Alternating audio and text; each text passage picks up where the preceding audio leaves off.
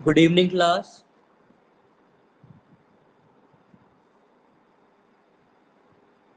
Good evening Chandan. मेरी आवाज आ रही है आपको?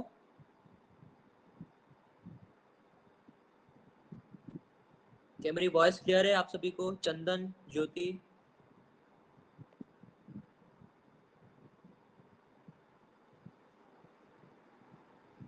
Very good evening Chandan ji, very good evening.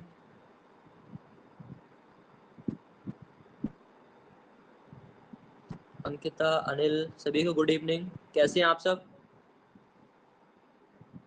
Anil ji कैसे हैं आप? पढ़ाई कैसी हो रही है आपकी? Very good evening Ankita. ठीक है, ओके, ठीक ही रहना चाहिए। पढ़ाई कैसी हो रही है आप सभी की?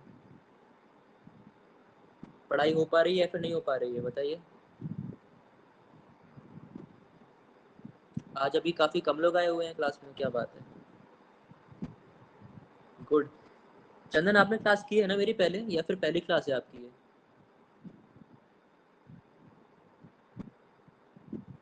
ओके अनिल, चल रही है, चलती रहनी चाहिए, रुकनी नहीं चाहिए, ठीक है। चंदन आपकी पहली क्लास है क्या? फर्स्ट क्लास है, ओहो ओके। चलिए ठीक है, क्लास शुरू करते हैं फिर, बाकी लोग जुड़ते रहेंगे बाद में। आज लगता है सब आराम कर रहे हैं अभी। ठीक है, राजकुमार जी आ चुके हैं। गुड इवनिंग राजकुमार। तो जितने भी नए विद्यार्थी यहाँ पर हैं, मैं उन्हें बताऊं कि टॉपिक हमारा पहले क्या चल रहा है, फिर हम आगे क्लास को बढ़ाएंगे। सबसे पहली बात, तो टॉपिक हमारा चल रहा था अभी हिमालय के बारे में। हिमालय हम पढ़ रहे हैं सिर्फ बेसिक, ठीक है, जो एनसीईआरटी में दिया हुआ है उसके अनुसार अभी हमारा सिलेबस चल रहा है। एनसीईआरटी के टॉपिक कवर हो जाएंगे, उसके बाद हम चलेंगे अपने मेन टॉपिक्स की ओर।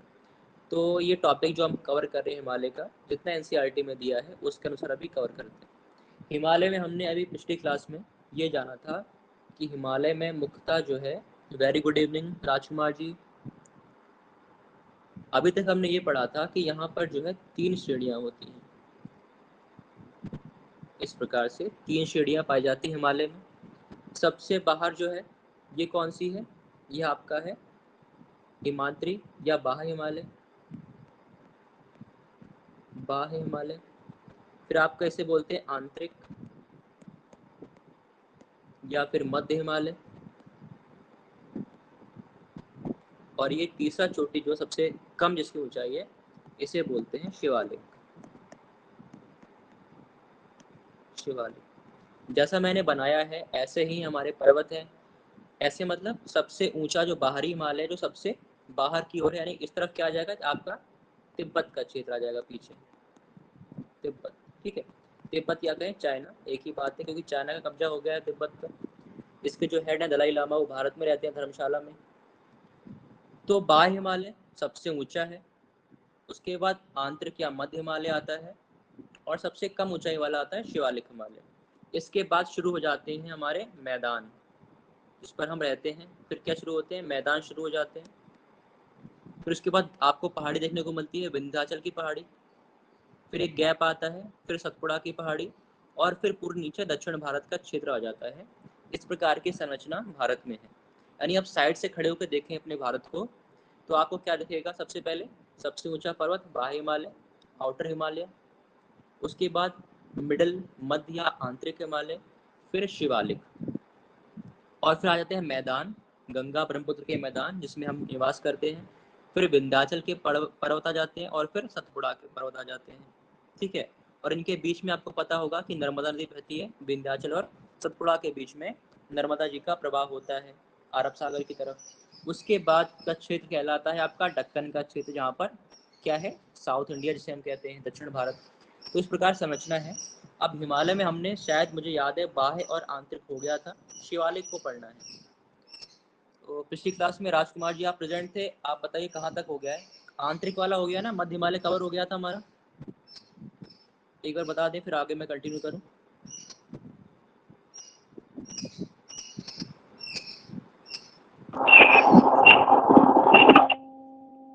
कहाँ तक हो बाहरी गया था हिमालय पिछली हो क्लास? बाहरी हिमालय हो गया तो। ठीक है, ठीक है, मध्य हिमालय चल रहा है मतलब, ठीक है। चलो मध्य की बात करते हैं, मध्य हिमालय।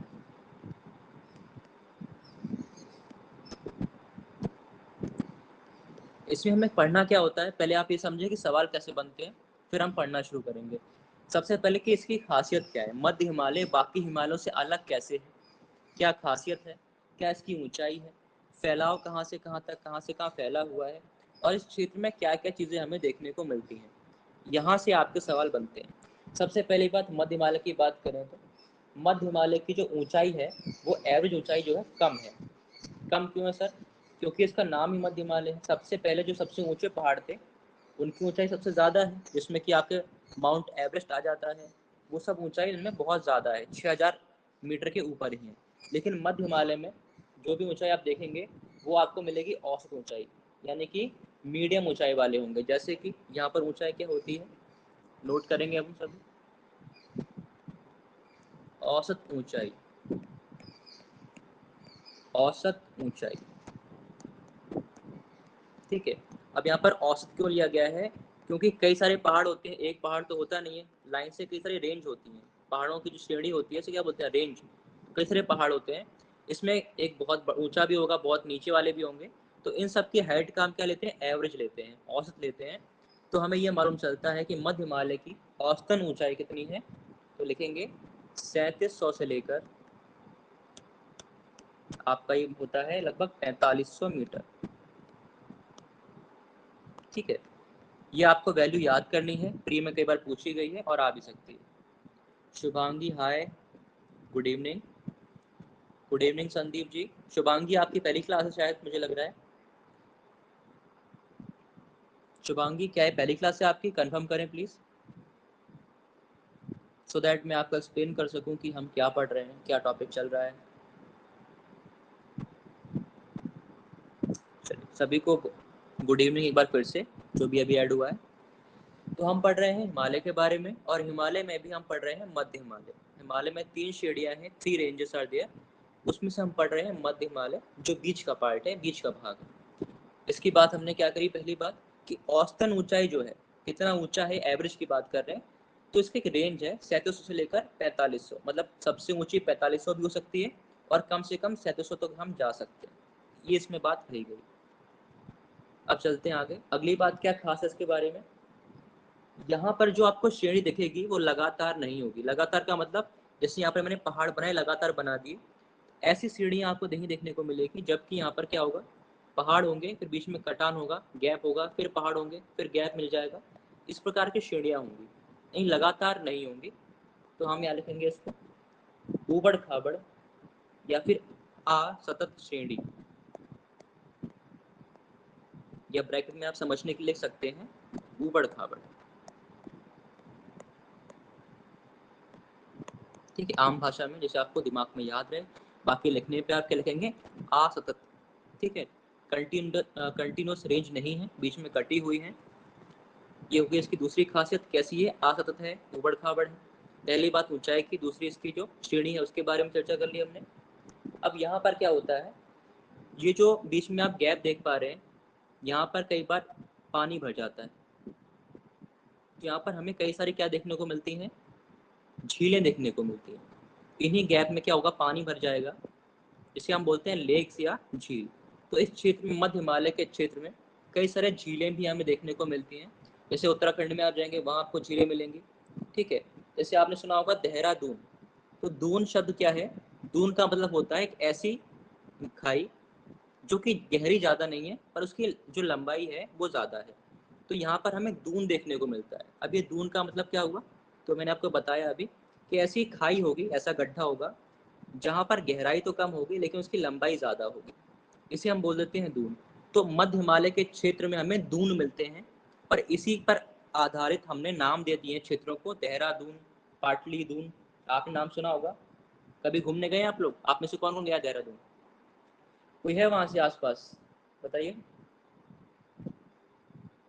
एनीवन, कभी कोई गया है देहरादून घूमने?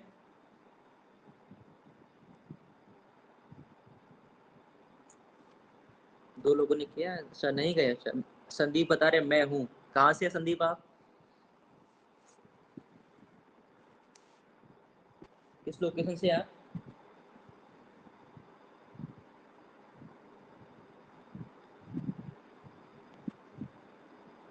पिथौरागढ़ हुआ, बहुत अच्छी जगह है। तो यहाँ पर जो है हमें इस प्रकार की घाटियाँ देखने को मिलती हैं, इसको हम बोलते हैं दून। तो यहाँ पर हम लिख लेते हैं इस चीज़ को। पहली बात तो हमें यहाँ पर एक और लिखनी है कि यहाँ पर जो इसका मूल भाग है, यहाँ जो पर्वत मिलेंगे मध्य हिमालय में, ये जो पर्वत है इसका जो मूल है, जो नीचे का भाग है, वो किस चट्टान से बना होता है? तो यहाँ लिखेंगे हम लोग ग्रेनाइट से। ठीक है, लिखेंगे मूल भाग, मूल भाग ग्रेनाइट से बना है, ग्रेनाइट से बना है। ये सभी में लागू होगा, सिर्फ इसी पर्वत की बात नहीं होगी। जहाँ भी आपको देखे कोई पर्वत है तो आप बोलेंगे ग्रेनाइट से बना है, क्योंकि पर्वत जब बनते हैं तो नीचे से लावा निकलता है, कहीं ना कहीं मैग्मा निकलता है। और मैग्मा क्या होता है ये हम चर्चा शायद कर चुके हैं पहले। अगर नहीं भी किया तो मैं आपको शॉर्ट में बता दूँ। लावा मैग्मा कुछ नहीं होता, आपकी पृथ्वी के अंदर एक गर्म पदार्थ होता है, जैसे उसको जगह मिलती है सतह पर आने की, वो ऊपर आता है और ऊपर ठंडा होकर जम जाता है। तो वो जो भी चट्टानें मैग्मा या लावा से बनती हैं वो अक्सर ग्रेनाइट ही होती हैं। तो आपको एक कॉमन चीज़ याद कर लेनी है, कोई भी पहाड़ होगा तो उसका जो मूल है वो ग्रेनाइट से ही बनता है, लगभग ग्रेनाइट से बना होता है। एक कॉमन चीज़ होती है, आप कहीं भी अप्लाई कर सकते हैं इसको। ये हो गया यहाँ पर 3 पॉइंट। पहला ऊंचाई, उसके बाद कैसी रेंज है, उसके बाद यहाँ पर किससे बना हुआ है। अब आते हैं अगली बात पर। यहाँ पर कुछ घाटियाँ हैं, प्रसिद्ध घाटियाँ, जैसे कि मध्य हिमालय में देखने को मिलती है आपको कश्मीर घाटी। ये सवाल पूछा गया है कश्मीर घाटी कहाँ पर है। ठीक है, तो आपको ध्यान रखना है मध्य हिमालय के क्षेत्र में, और किन दो रेंज के बीच में, किन दो पहाड़ियों के बीच में, उसकी चर्चा अभी हम आगे करेंगे। कश्मीर, उसके बाद यहाँ पर मिलेगा आपको कांगड़ा घाटी, कांगड़ा घाटी हिमाचल में है जो कि, फिर आपके इसमें कुल्लू घाटी। ये सब क्या है? घाटियाँ हैं। घाटियाँ क्या होती हैं? ये कोई पहाड़ है मान लेते हैं, ठीक है, इन पहाड़ों को क्या किया, नदियों ने काट दिया। ये जो इतना एरिया था इसको नदी ने काट दिया। इसका माइक ऑन है।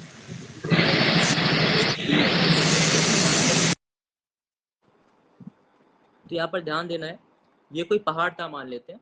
अब क्या होता है, नदियों का एक प्रोसेस होता है जो हम पहले समझ चुके हैं। नदियाँ क्या करती हैं, अपनी जब ये युवा होती हैं, बहुत यंग होती हैं, तो उनमें जोश बहुत होता है, ऊपर से ये आती हैं पहाड़ों को काटती हुई। काटने का मतलब क्या है यहाँ पर, कि जो भी इनके रास्ते में चट्टानें आती हैं उन पर घर्षण करते करते ये उस चट्टान को काट देती हैं। काफ़ी लंबा समय लगता है, एक दिन में तो ऐसा नहीं होता। ठीक है, चट्टान काटना वो बहुत बड़ी बात है, तो कई लाखों समय लग जाता है इसको। तो मान लेते हैं इसे नदी ने काटा होगा, फिर यहाँ पर ये जो क्षेत्र था पूरा गायब कर दिया नदी ने काट काट के, और यहाँ पर इस प्रकार का ये वी आकार की घाटी बन जाती है। एक तो पहाड़ थे और बीच में क्या हो गया, घाटी बन गई। इसे बोलते हैं वी आकार की घाटी या वी शेप वैली। तो कश्मीर घाटी भी कुछ इसी प्रकार की है, यानी पहाड़ों के बीच में बसी हुई है। ऐसे ही कांगड़ा और कुल्लू घाटी है। तो घाटी कुछ नहीं होती है, पहाड़ों, दो पहाड़ों के बीच का जो नीचे का क्षेत्र है, दबा हुआ क्षेत्र है, वही क्या है, वो घाटी है। अब बात करते हैं कश्मीर घाटी की, क्योंकि इम्पोर्टेंट है, सवाल इससे आया हुआ है। इसके बारे में हम लिख लेते हैं अलग से। कश्मीर घाटी कहाँ पर है, तो आप लिखेंगे मध्य हिमालय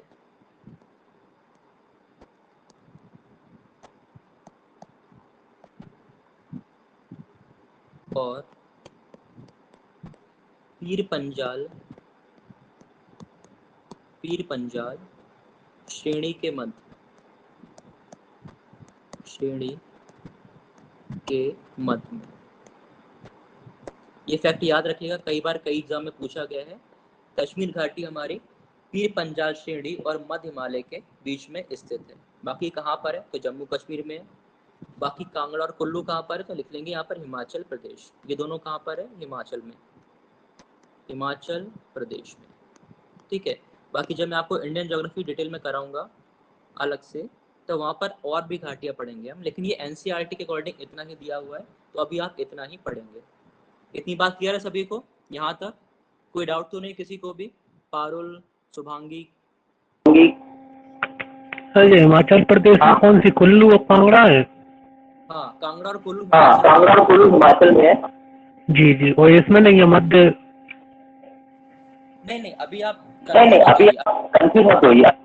मैं बता रहा हूँ, म्यूट करो, देखो, सुनो ध्यान से राजकुमार, आप कंफ्यूज हो रहे आप हो, प्लीज म्यूट रखो, ठीक है। देखो, कई सारे पहाड़ हैं यहाँ पर इस प्रकार से। तो ये जो पहाड़ मैं बता रहा हूँ आपको, मध्य हिमालय, ये सिर्फ कश्मीर में तो नहीं फैले हैं।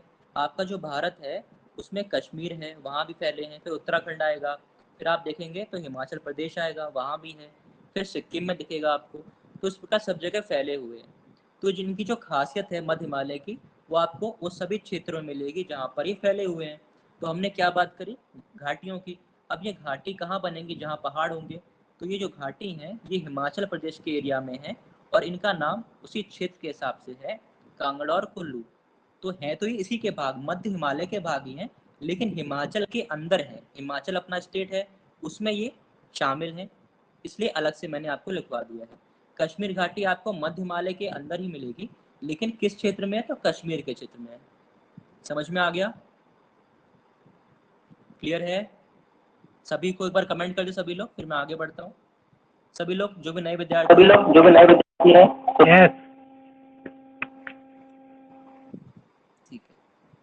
Ankita, Sandeep, Kunti, Shubhangi, everyone please comment करें एक बार। जिसको भी डाउट है पूछ सकता है, ठीक है, संकोच बिल्कुल नहीं करना है क्लास में आप।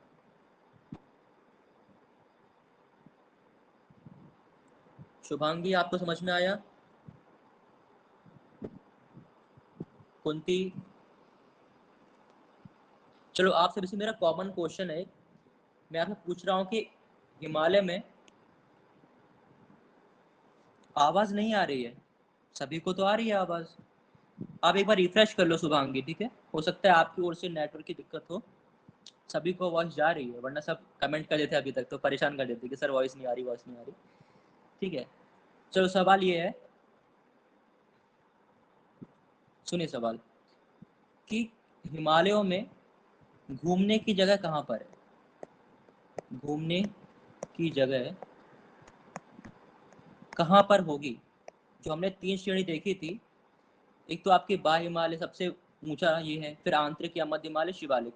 इन तीनों में से घूमने की जगह कहाँ पर होगी, जहाँ लोग घूमने जाते हैं अक्सर। एक अनुमान लगाएं, गेस करें अपने हिसाब से, फिर मैं बताता हूँ आपको। चलो सब लोग आंसर करो कमेंट बॉक्स में। राजकुमार करें शिवालिक, शिवालिक ठीक है। ज़्यादा वर्षा कमों के बारे में बताएं। क्या लिख रहे हैं आप संदीप, मैं समझ नहीं पा रहा हूँ। यर्षा,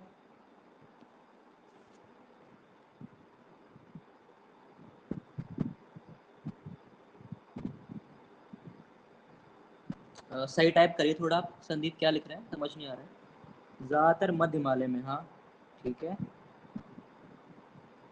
शुभांगी और कुंती, आप क्या लगता है? ऊंचे पर्वत, चलो ठीक है, अच्छा ट्राई किया। देखो यहाँ पर जो है, हमें बस कॉमन सेंस लगाना है थोड़ा सा, कि ज़्यादा ऊंचाई पर घूमने जाना मुश्किल है, तो बाह्य हिमालय पर घूमने की जगह कम है। ठीक है, हाँ, बाह्य हिमालय पर जो है घूमने की जगह कम है, क्योंकि वो बहुत ऊंचा है, वहाँ पर माउंट एवरेस्ट जैसे पर्वत है, तो कम ही जगह है घूमने की। सबसे ज़्यादा जगह कहाँ पर है, मध्य हिमालय में। क्यों है ऐसा, मध्य हिमालय में क्यों सर ऐसा? तो इसका कारण यही है कि यहाँ पर जो पहाड़ियाँ हैं वो ऊबड़ खाबड़ हैं, सतत नहीं है, लगातार नहीं है, बीच में गैप है पहाड़ियों के, इसमें घाटियाँ बनी हुई हैं। आप घाटियों में घूमने जा सकते हैं, ये सब बना है, कांगड़ा घाटी, कुल्लू घाटी, कश्मीर घाटी, आप घूमते हैं, सभी लोग जाते हैं। साथ ही यहाँ पर आपको अभी बताया था दून बना हुआ है, देहरादून, पाटली दून, कई सारी झीलें देखने को मिलती हैं। तो ज़्यादातर घूमने की जगह मध्य हिमालय में है। ठीक है,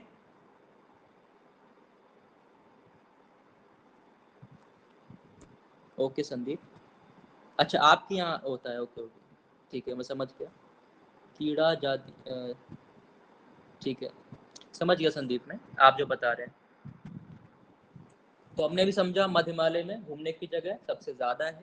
अब यहाँ पर एक चीज़ आती है करेवा, कभी आपने नाम सुना है किसी ने, करेवा मिट्टी?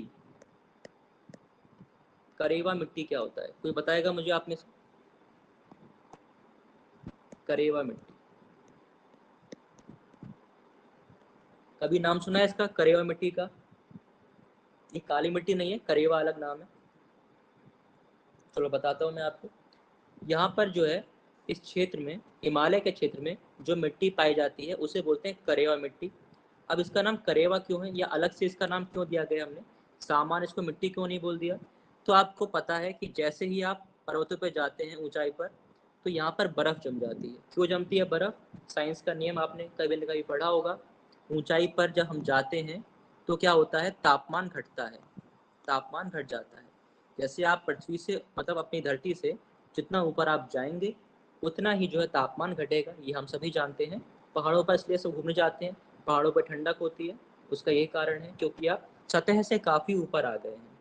ठीक, आप समझते हैं। दूसरी बात, तो यहाँ पर क्या होगा, पहाड़ बहुत ऊंचे हैं, 6,000 मीटर के हैं, यानी 6 किलोमीटर समझ लीजिए आप। यहाँ पर ऊपर जो है बर्फ जम जाती है, इसे बोलते हैं हिम। ठीक है, और इसी को बोलते हैं हिमनद या ग्लेशियर। तो हिम जहाँ जमती है उसे बोलते हैं हिमनद। तो हिमनद कहाँ होते हैं, पहाड़ों के सबसे ऊंचे वाले भाग में जहाँ बर्फ जमती है। अब क्या होता है, मिट्टी ये कहाँ से आती है, तो जब नदियाँ इन हिमनदों, ये जब हिमनद हैं कभी न कभी ये पिघलेंगे। जैसी गर्मी बहुत ज़्यादा होगी यहाँ पर, कभी न कभी ये पिघलते हैं तापमान कम, तापमान ज़्यादा होने पर। ठीक है, तो जब ये पिघलते हैं तो इनसे निकलती है नदियाँ, और नदियाँ अपने साथ कहलाती हैं, इन्हीं हिम के कण को लेकर आती हैं। जो स्नो के कण हैं, जो बर्फ के कण हैं, उनको अपने साथ ये बहाकर नीचे लाती हैं धरती पर, और जहाँ पर जमा कर देती हैं वहीं पर जो मिट्टी होती है उसे हम बोलते हैं करेवा मिट्टी। कुल मिला के करेवा मिट्टी कुछ नहीं है, जो हिमनद थे उन्हीं के कण जो है नदी के द्वारा लाए जाते हैं और जमीन पर बिछा दिए जाते हैं। इसी मिट्टी को बोलते हैं करेवा मिट्टी, और इसमें कुछ भी अलग नहीं है। और दूसरी बात, करेवा मिट्टी में खेती होती है केसर की। ठीक है, ये सवाल पूछा गया है कि केसर की मिट्टी के लिए सर्व उपयोगी कौन सी मिट्टी है, तो केसर की खेती के लिए सबसे अच्छी मिट्टी मानी जाती है करेवा मिट्टी या करेवा सॉइल। क्लियर है सभी को इतनी बात, ये समझ में आ गया? जल्दी बताएं, फिर आगे बढ़ते हैं। समझ में आ गया आपको ये करेवा मिट्टी के बारे में बेसिक बात जो आपके एनसीईआरटी में दी है? ठीक है, चलो इसको लिख लेते हैं फटाफट से, फिर आगे बढ़ते हैं। लिखें इसके बारे में, करेवा, करेवा हिमानी मिट्टी है। हिमानी मतलब जिसमें हिम के कण होंगे। ठीक है, इसके बाद लिखेंगे यह मिट्टी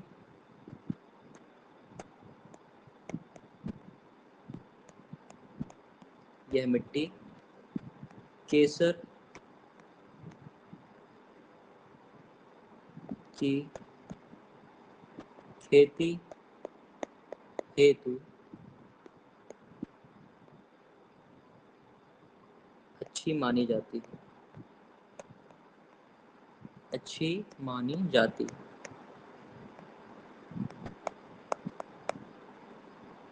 जाती है। ठीक है, तो 2 पॉइंट आपको बस याद करना है करेवा के बारे में। बाकी बहुत कुछ लिखा होता है एनसीईआरटी में, सब कुछ नहीं पढ़ना होता है। सवाल जो बनेगा वो मैंने आपको 2 पॉइंट करा दिए हैं। हिमानी मिट्टी है, दूसरी यहाँ पर करेवा केसर की खेती होती है। बस 2 आपका सवाल यहाँ से बनता है करेवा के बारे में। आगे बढ़े, नोट कर लिया सभी ने, यस और नो?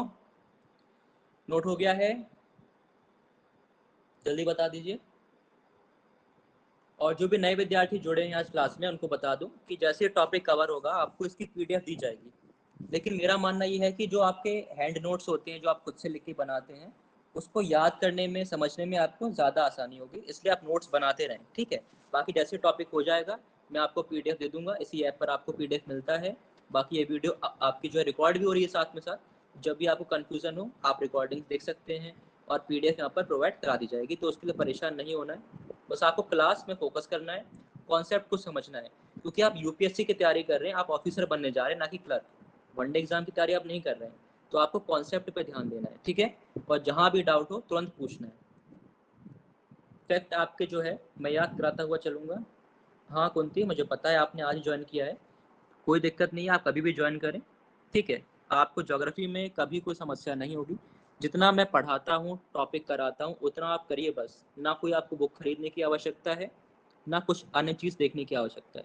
बस क्लास आपको डेली करनी है। जो क्लास हो चुकी हैं उनके वीडियोस इसमें अपलोड हैं पहले से, आप जाके देखिए उसको।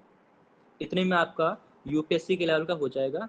और बाकी जो सुबह के विद्यार्थी हैं, सुबह के बैच को जानते हैं, जितना मैंने कराया था 2025 के आपका जो पेपर हुआ यूपीएससी का, सेम टू सेम क्वेश्चन वहाँ पर आए हैं, सेम टू सेम, यानी वर्ड टू वर्ड जो लिखा है मैंने, उसके साथ मैंने बच्चों को दिखाया कि मैंने पढ़ाया था और ये आया हुआ है। तो बस आपको भरोसा रखना है, ठीक है। डेली क्लास करना है, छुट्टियाँ कम से कम करना है, यदि छुट्टी होती भी है तो रिकॉर्डिंग्स को देख लेना है। इससे क्या होगा ना, आपका लोड नहीं बढ़ेगा। क्योंकि एक बार आपका बैकलॉग हो गया, कुछ छूट गया, तो वो छूटता ही जाता है, क्योंकि मुझे पता है ये चीज़।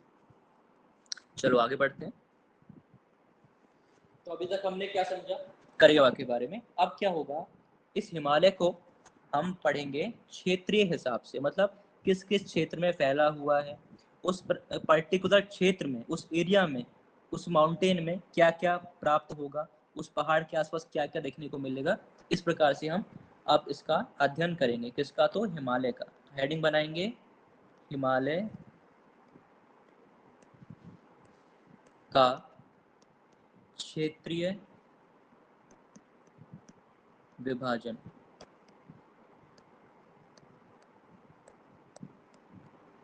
ठीक है, हिमालय का क्षेत्रीय विभाजन। बाय क्या हुआ शुभांगी, कोई समस्या है आपको? क्लास करने में दिक्कत आ रही है कोई? क्या बताइए।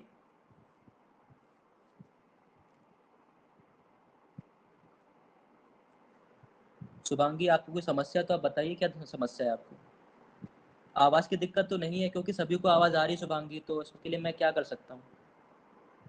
अच्छा एक बार आप सभी कमेंट कर दें, वॉइस सभी को आ रही है ना क्लियर?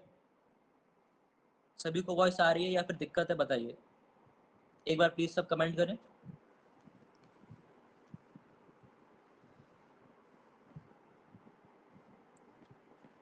ठीक है, अनिल संदीप आ रही है आपको वॉइस?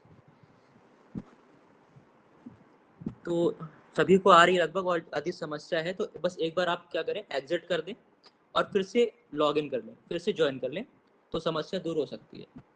चलिए आगे बढ़ते हैं। अब यहाँ पर हमें समझना है कितने प्रकार से हम पढ़ेंगे। सबसे पहला आपका होगा कश्मीर या उत्तर पश्चिमी हिमालय। ठीक है, कश्मीर या उत्तर पश्चिमी हिमालय पढ़ेंगे। उसके बाद आप पढ़ेंगे हिमाचल। अभी हम बस देख रहे हैं कि क्या क्या हमें पढ़ना है। हिमाचल और उत्तरांचल, उत्तरांचल हिमालय। तीसरा दार्जिलिंग, जो कि आपका सिक्किम के पास पड़ेगा। दार्जिलिंग और सिक्किम हिमालय, और सिक्किम हिमालय। ठीक है, उसके बाद लिखें अरुणाचल। क्या चीज़ संदीप? नहीं, उत्तरांचल लिखना है आपको, उत्तराखंड नहीं लिखना है। एनसीईआरटी में उत्तरांचल दिया हुआ है तो आपको उत्तरांचल लिखना है। मुझे भी पता है उत्तराखंड है, लेकिन उसे उत्तरांचल ही कहा गया है, तो हमको वही लिखना है। ठीक है, दार्जिलिंग और सिक्किम हिमालय। अरुणाचल हिमालय।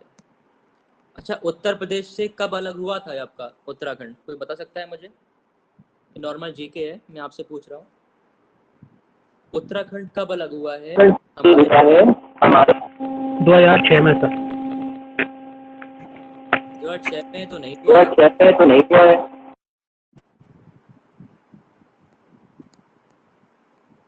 और कोई बताएगा? पूर्वी पहाड़ियाँ, डेट के साथ बताइएगा जो भी बता रहे हैं आप लोग। 2000, हाँ सही है संदीप, 2000 में हुआ है। कब हुआ था, डेट जानता है कोई?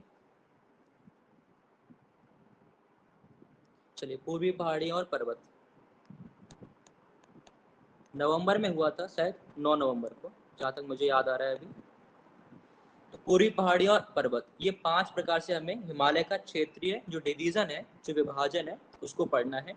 पहले हम क्या पढ़ेंगे, कश्मीर और उत्तर पश्चिमी, यानी भारत के उत्तर पश्चिम में जो हिमालय का भाग है उसको पढ़ेंगे। फिर हिमाचल की तरफ जाएंगे, जहाँ पर आपका उत्तराखंड और हिमाचल पड़ेगा, वहाँ जाएंगे। फिर हम चलेंगे नेपाल से आगे, यानी कि आपका सिक्किम की तरफ, दार्जिलिंग की तरफ। फिर अरुणाचल प्रदेश को जानेंगे, वहाँ पर जो हिमालय उसके बारे में। और अंत में पूर्वी पहाड़ी। पूर्वी पहाड़ी मतलब आपका जो नॉर्थ ईस्ट जो स्टेट है आपके 7 सिस्टर्स हैं, उसमें गारो, खासी, जंतिया है, डाफला, मिरी, अबोर, मिश्मी, ये सब पहाड़ियों के नाम हैं। ये सब पहाड़ी यहीं पाई जाती हैं। उन सबको हम देखेंगे बारी बारी से। तो शुरू करते हैं सबसे पहले कश्मीर या उत्तर पश्चिमी हिमालय। इतना नोट हो गया सभी का? बताइए यस और नो। नोट कर लिया सभी ने इतना?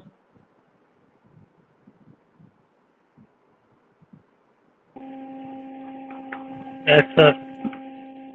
चलिए, आप लोग तो मुझसे ज़्यादा बिजी लग रहे हैं। एटलीस्ट कमेंट कर दिया करें टाइम से, तो हम आगे बढ़ जाया करें, है ना। चलो कोई बात नहीं, आ जाते हैं पहले भाग पे। पहला क्या है, कश्मीर या उत्तर पश्चिम, या उत्तर पश्चिम। मैं शॉर्ट में लिख रहा हूँ, आप समझ जाइएगा।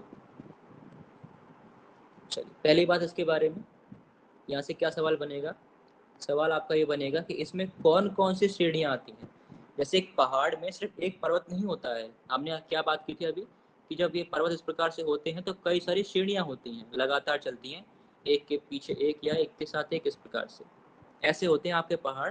तो यहाँ पर पहला सवाल क्या बनेगा आपका, कि यहाँ पर पहली, माफ करिएगा, यहाँ पर कौन कौन सी श्रेणियाँ स्थित हैं। तो नोट करेंगे हम लोग, लिखेंगे श्रेणियाँ।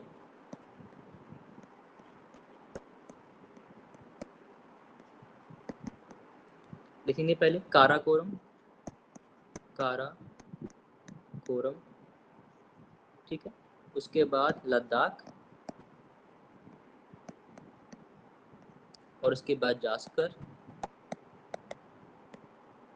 उसके बाद पीर पंजाल। पीर पंजाल, अभी आपने पढ़ा भी था, पीर पंजाल के पास क्या था, हमारी कश्मीर की घाटी थी। तो सवाल यहाँ से क्या बनेगा आपका, सवाल बनेगा निम्नलिखित में से, इन चारों में से पूछ लेगा, निम्नलिखित में से जास्कर श्रेणी किस हिमालय का भाग है। तो आप उत्तर क्या देंगे, कश्मीर हिमालय का भाग है, ठीक है। या फिर आएगा कि निम्नलिखित में से काराकोरम जो श्रेणी है वो किस हिमालय का भाग है। तो आप बोलेंगे कश्मीर हिमालय का भाग है। अब इसको कई बार क्रम से लगाने को भी आता है, कि ऊपर से नीचे, यानी उत्तर से लेकर दक्षिण के क्रम में लगाएं। सबसे ऊपर कौन है और सबसे दक्षिण में कौन है। तो जैसे लिखा है मैंने, यही इसका क्रम है। क्या क्रम है, काराकोरम सबसे ऊपर है, लद्दाख, जास्कर, फिर पीर पंजाल। याद कैसे करेंगे, कलेजा पार, ऐसे एक बना लेंगे स्टेटमेंट। कलेजा पार क्या है, ट्रिक है याद करने की, ऊपर से नीचे लगाने को आया हुआ है एग्जाम में, ठीक है। तो उसको आपको याद कर लेना है, यदि फिर से कभी आए तो आप कर पाए किसी भी एग्जाम में। सबसे ऊपर का से काराकोरम, उसके बाद लद्दाख, फिर जास्कर, फिर पीर पंजाल, यानी सबसे ऊपर आपका पड़ता है इस प्रकार से काराकोरम है। उसके बाद जो श्रेणी आती है वो आती है आपकी लद्दाख, फिर आपकी आती है जास्कर, और सबसे नीचे पड़ती है पीर पंजाल, जहाँ पर कि आपका क्या है, कश्मीर की घाटी स्थित है। क्लियर है इतनी बात, समझ में आ गया सभी को? बताइए यस और नो, आगे बढ़े। कल एमसीक्यू करेंगे इसके, ठीक है। जो पढ़ाया जा रहा है ठीक है, जो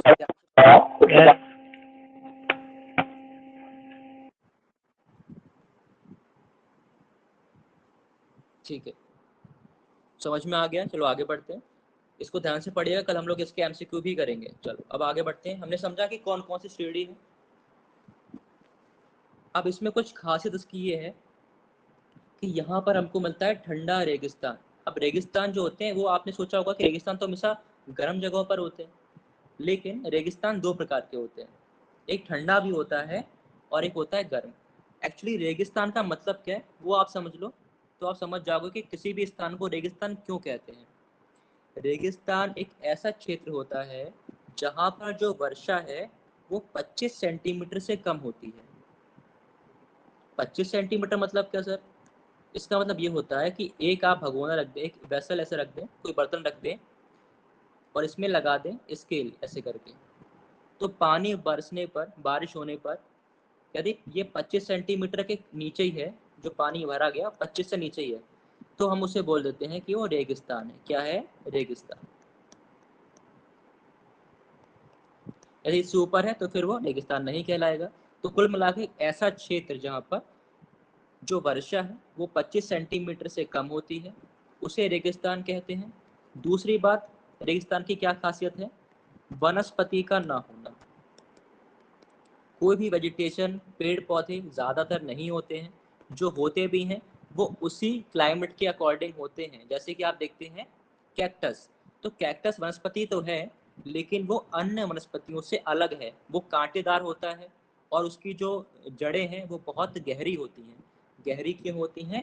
क्योंकि वो पानी की तलाश में उसकी जो जड़ें हैं वो बहुत ज़मीन के नीचे चली जाती हैं। जबकि अन्य पेड़ जो होते हैं नॉर्मल आप देखेंगे जहाँ रेगिस्तान नहीं है, उनकी जड़ें मीडियम होती हैं, ज़्यादा गहरी नहीं होती। तो जो वनस्पति होंगी वो उसी के हिसाब से होंगे, रेगिस्तान के हिसाब से। जो आम वनस्पति है घने जंगल जैसा, वैसा कुछ वहाँ पर नहीं होगा। ठीक है, तो रेगिस्तान, पहली बात तो क्या है कि वहाँ वर्षा कम होती है। दूसरा, वनस्पति बहुत कम पाए जाते हैं, ना के बराबर। जो होते भी हैं वो रेगिस्तान वाली वनस्पति होती हैं, कांटेदार। क्लियर है इतना सभी को? समझ में आ गया होगा रेगिस्तान के बारे में।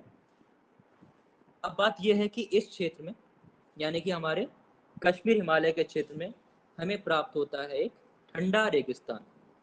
कौन सा रेगिस्तान है सर यहाँ पर? तो यहाँ पर है ठंडा रेगिस्तान, लिखेंगे। इस क्षेत्र में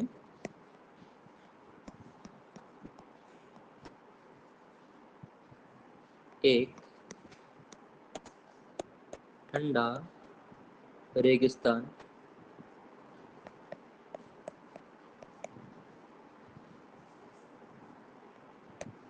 स्थित है।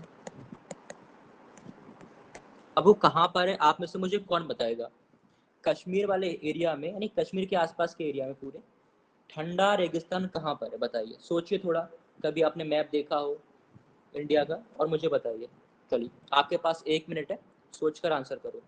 ये ठंडा रेगिस्तान कश्मीर के आसपास किस इलाके में है, कहाँ पर है?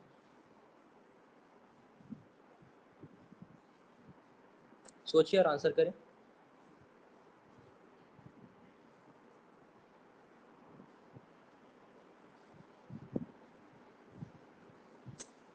किसी को नहीं आ रहा है? चलिए कोई बात नहीं, मैं बताता हूँ आपको। जो आपका लद्दाख का एरिया है ना, लद्दाख, नाम सुना होगा लद्दाख का आपने। तो लद्दाख जो है आपका, वह ठंडा रेगिस्तान है, वहाँ वनस्पतियाँ नहीं होती हैं।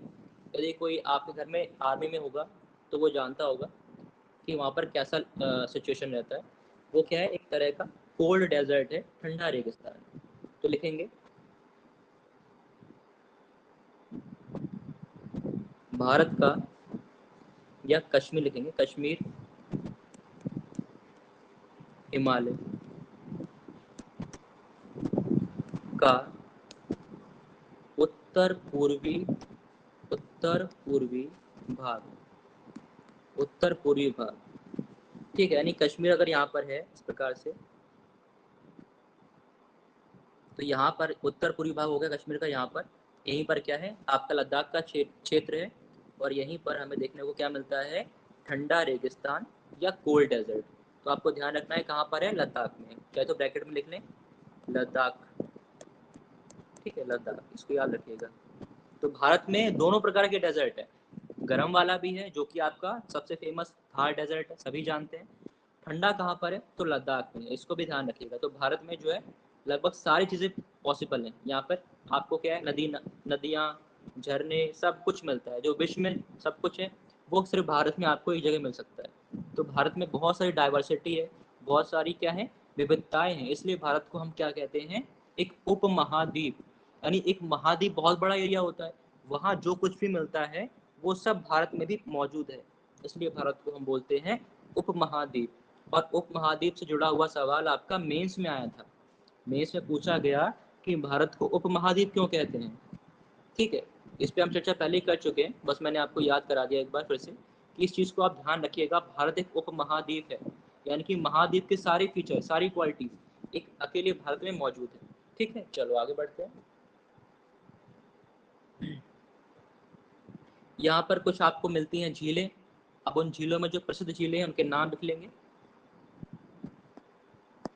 प्रसिद्ध झील, झीलें कौन कौन सी है, कोई नाम बताएगा? कश्मीर में कौन सी फेमस झील है? आंसर करो। अनिल, शुभांगी, कुंती, संदीप, राजकुमार, अंकिता, अनिल जी। कश्मीर के क्षेत्र में कौन सी लेक है? पीर पंजाल झील है और राक्षस झील है। राक्षस झील भी सर इधर ही है सर। चलो कोई बात नहीं, आपने ट्राई किया, अच्छी बात है।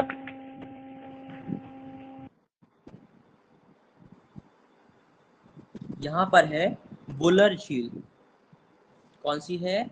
बुलर, नाम सुना होगा आपने। हाँ, सुपीरियर। हाँ, सुपीरियर यहाँ कहाँ से हो जाएगी? वो तो अमेरिका में है ना। अमेरिका में सुपीरियर झील है, भारत में थोड़ी हो जाएगी संदीप जी। चलिए लिखेंगे यहाँ पर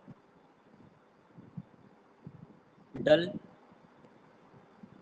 डल झील। कभी आपने नाम सुना होगा डल झील का?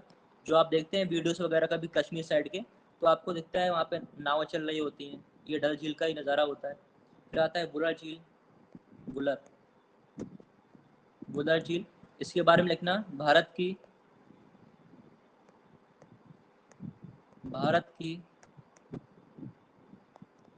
मीठे पानी की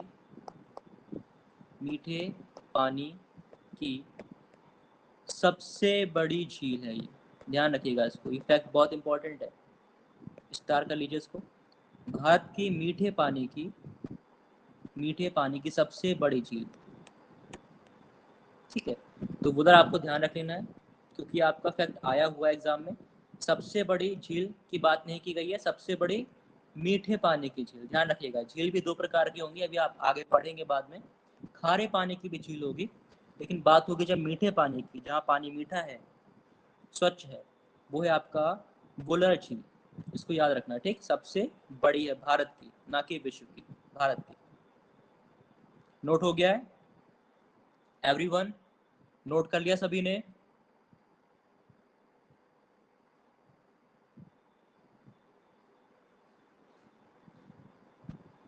चलिए आगे बढ़ते हैं। अब इसमें कुछ चीज़ें और हैं इसी कश्मीर के हिमालय में। ये तो आपने पढ़ा, दो झीलें, डल झील और बुलर झील। इसके अलावा अन्य झीलें हैं, उनके नाम भी लिख लेंगे। जैसे कि यहाँ पर है पेंगोंग सो,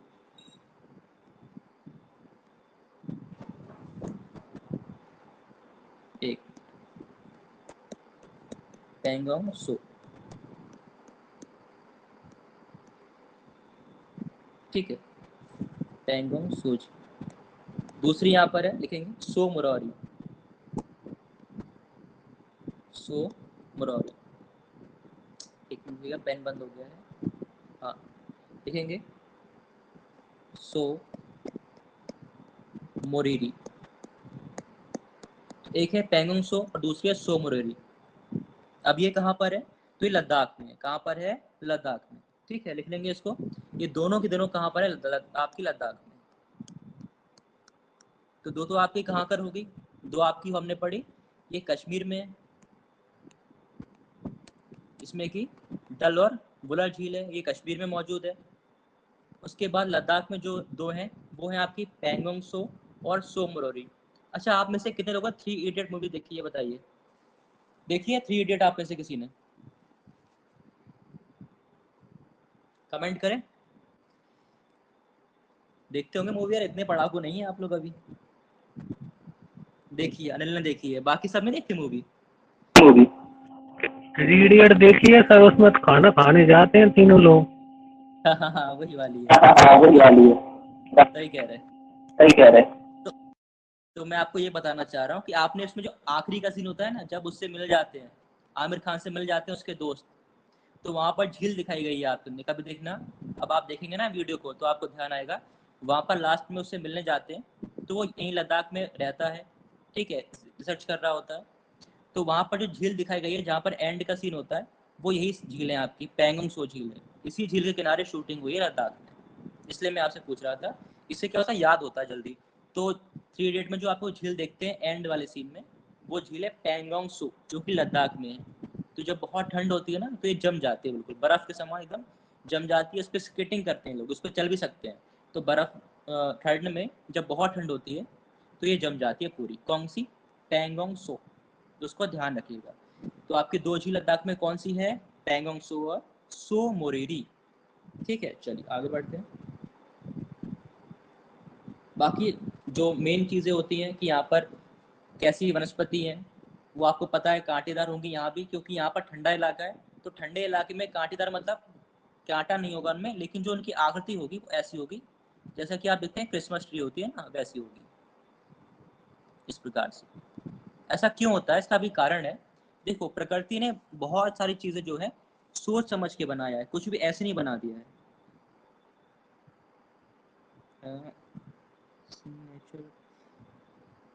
हाँ हाँ, सही कह रहे हो अनिल।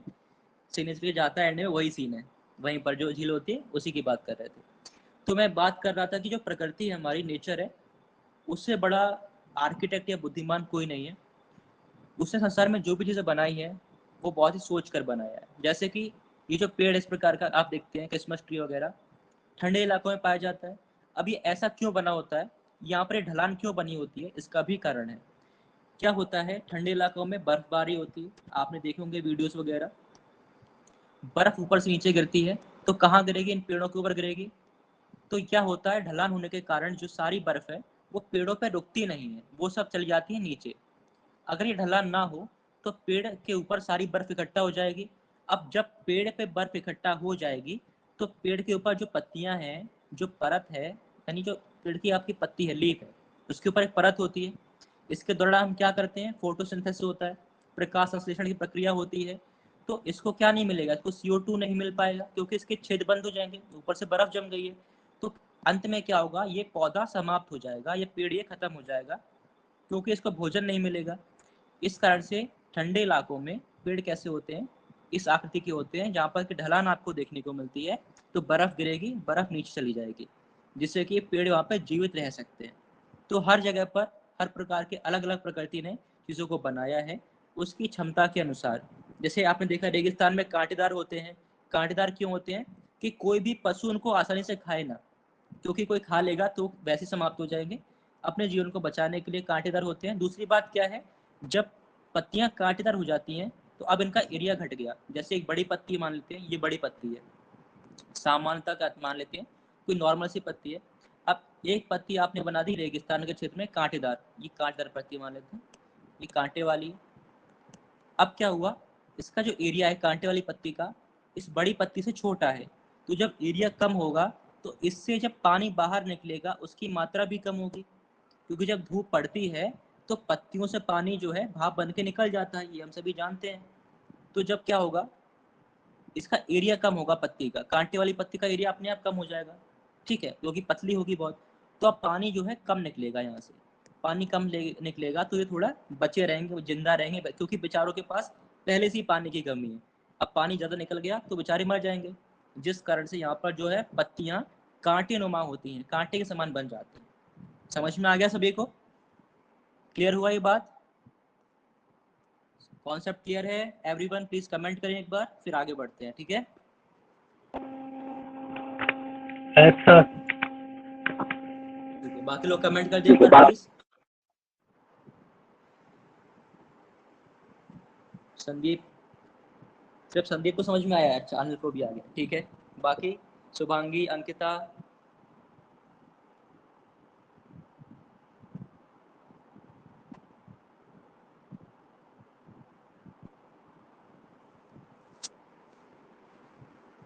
चलिए ठीक है, आगे बढ़ते हैं। तो हमने अब तक क्या क्या पढ़ा, एक बार मैं आपको रिकॉल करा दूं, रिवाइज करा दूं। हमने पढ़ा कश्मीर हिमालय में हमें क्या क्या चीज़ें प्राप्त होती हैं। सबसे पहले यहाँ पर हमने देखा कि यहाँ पर कुछ झीलें हैं। कश्मीर में आपकी डल झील है और एक विरल झील है। लद्दाख में सो मोरोरी और पैंगोंग सो है। इसके अलावा यहाँ पर हमें देखने को मिलता है ठंडा रेगिस्तान, जो कि लद्दाख में है। ये दो चीज़ हमने समझी। अगली बात हमें ये समझनी है यहाँ पर, जो सवाल में आती है अक्सर, कि यहाँ पर पर्यटन स्थल कौन सा है, घूमने की जगह जो है उसके नाम बताएं। सवाल आएगा निम्नलिखित में से चरारे शरीफ किस हिमालय का भाग है। तो आपने हो सकता है कई लोगों ने नाम सुना ही ना हो कि कहाँ पर है चरारे शरीफ, तो आप आंसर नहीं कर पाएंगे, इसलिए हमको ये पढ़ना आवश्यक है। यहाँ पर लिखेंगे अब अगला बिंदु, यहाँ पर पर्यटन स्थल। पर्यटन स्थल ज़्यादा नहीं है, 2-3 ही है बस, यानी घूमने की जगह जहाँ पर टूरिस्ट आते हैं। सबसे पहले तो वैष्णो देवी मंदिर,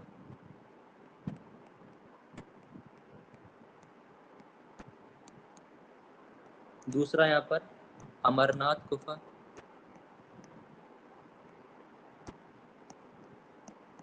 और तीसरा यहाँ पर लिखेंगे चरारे शरीफ।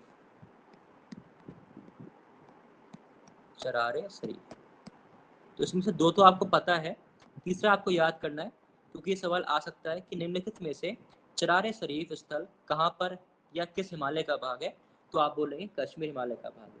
ठीक है, ये 3 आपको ध्यान रखना है पर्यटन स्थल में। इसके बाद यहाँ पर कुछ नदियाँ भी हैं। अब उसमें नदियाँ तो बहुत सारी हैं, लेकिन मैं आपको वो कराऊंगा जो एग्जाम में आती हैं। जैसे कि हम बस नाम लिखेंगे, एक नाम लिखेंगे आप, झेलम नदी। यहाँ पर झेलम नदी का प्रवाह है। ठीक है, अगली बात, इस नदी के किनारे, इस नदी के किनारे या तट पर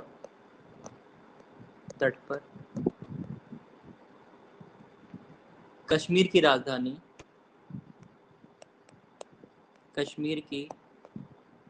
राजधानी